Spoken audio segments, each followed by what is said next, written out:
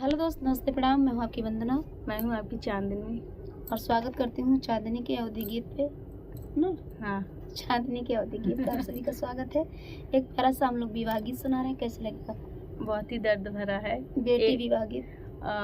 माँ पूछती है किसे, अपने मतलब बेटी पूछती है अपनी माँ से कि किसके घर, मतलब उसी के घर शादी विवाह रहता है। कहानी है। हाँ, आप लोग सुनिएगा और आनंद लीजिएगा।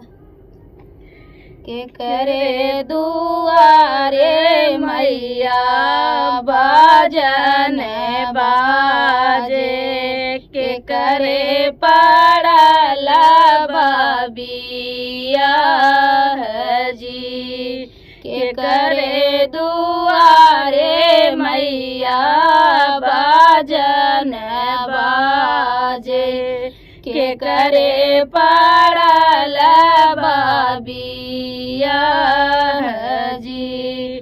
तू ही बेटिया गल, तू ही बेटी पागल, तू ही बेटी चतुर चालाक जी।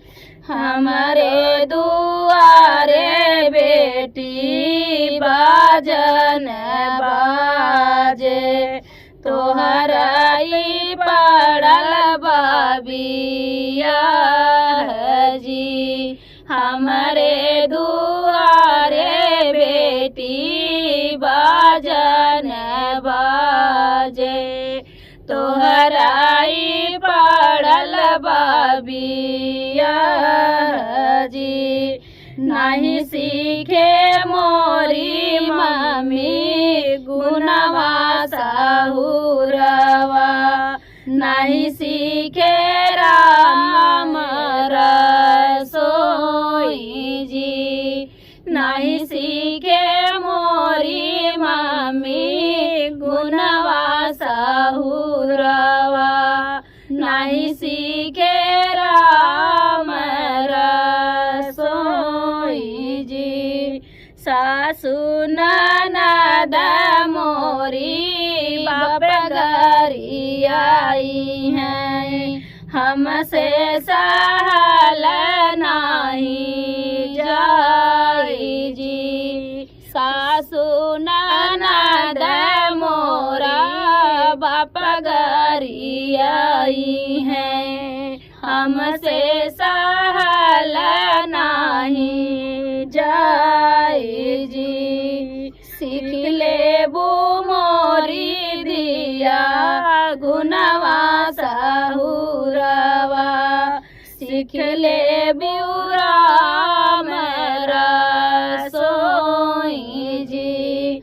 सीख लेबू मोरी दिया सीख लेबू मोरी दिया गुनवा साहुरवा, सीख लेबू राम रसोई जी।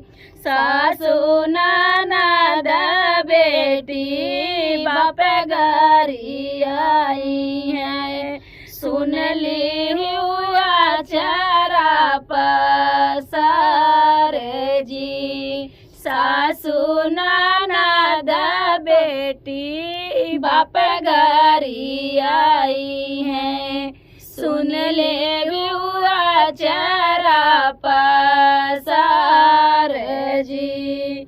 सोवत रहले मैया के गोदिया, उठले झझक कुलाई जी। सोवत रहले हम मैया के गोदिया, झझक उठले झझक कुलाई जी। तो फ्रेंड, ये था बेटी विवाह गीत। आप लोगों को कैसा लगा कमेंट बॉक्स में बताइएगा। फिर मिलते हैं किसी नए गाने के साथ, तब तक के लिए बाय बाय। दोस्तों।